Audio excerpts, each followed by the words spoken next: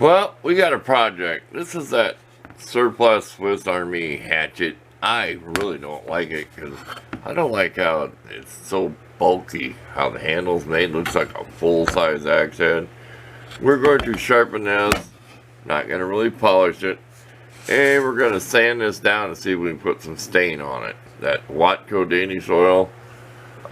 We have used this on several handles. This one, and tried to get some on this one, but the other stuff's that black cherry stain. So there's our collection from winter time.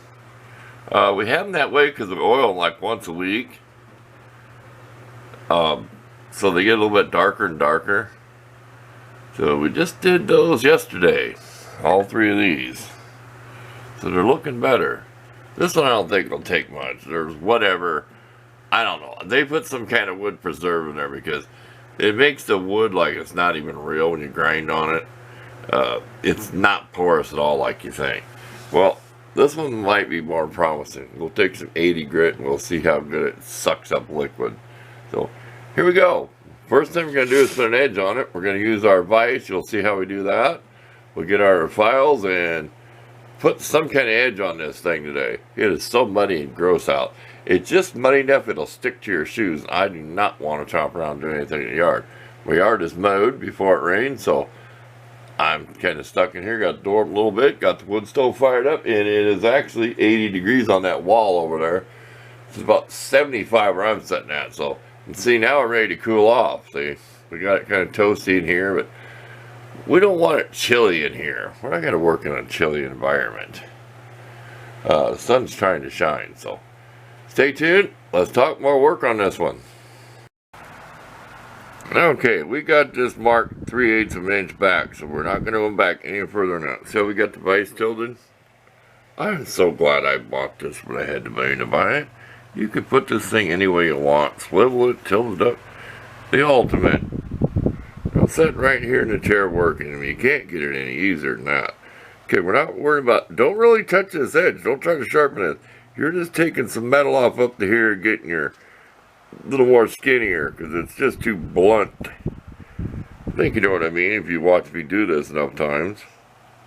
But this was the last one in the batch that laid around, so here we go. Okay, can you see that little line, not quite an eighth of an inch? So we back quarter inch bevel, look at that's a sharpening edge. Can you see it in there? You got to kind of play around your light. You know, get your lamp in different spots, see where it kind of shows up. And that's just guessing. You don't have to put a Sharpie there, like I said. And then when we're eventually done, we'll actually take and file it again back to the quarter inch line. So it's one complete taper, not just a little micro edge. It's good enough for a hatchet. I'm not going to spend hours on this like I have on other ones. This one's probably not even going to be used because I really don't like the shape and the handling of it. Probably a giveaway or just hanging on the wall. Okay, we just used one of these small scrubby wheels. So I blended that in. So you don't see that little small part where you sharpen the edge.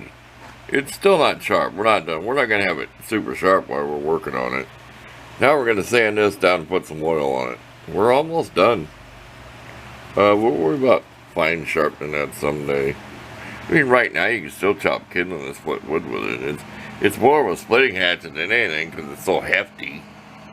Look how big that handle is. Okay, let's get this sanded down and see what it looks like. We'll show you what the wood's like when we're done. Probably use like 80 grit. Rip it down quick as we can. We got a fan going to blow the sawdust away. We do have a mask though. Okay, we scraped all the oil and stuff off with our favorite scraping homemade knife. You've seen me use it before. This actually has steps to it. It's so nasty of wood. This had some kind of weird shellac on it, and then I tried putting some oil over it. No, you can actually see and feel that. So we're going to grind that out of there. I was going to ask what grit this is. It's really abrasive. We use the wood rasp if we have to. So while we're smoothing this out, then the big surprise will be what will the oil work like? Will it soak in or not? Because We don't know what's in this wood.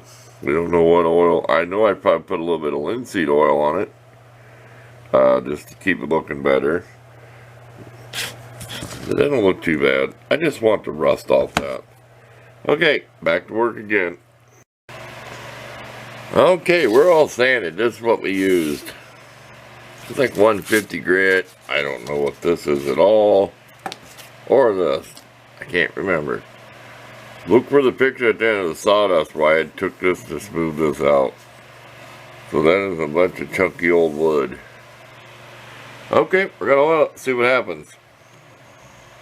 Wish me luck, because it was some pretty gooey sawdust. There's a lot of oil, varnish, or something in this wood. Okay, we are done. I mean, it's not real dark.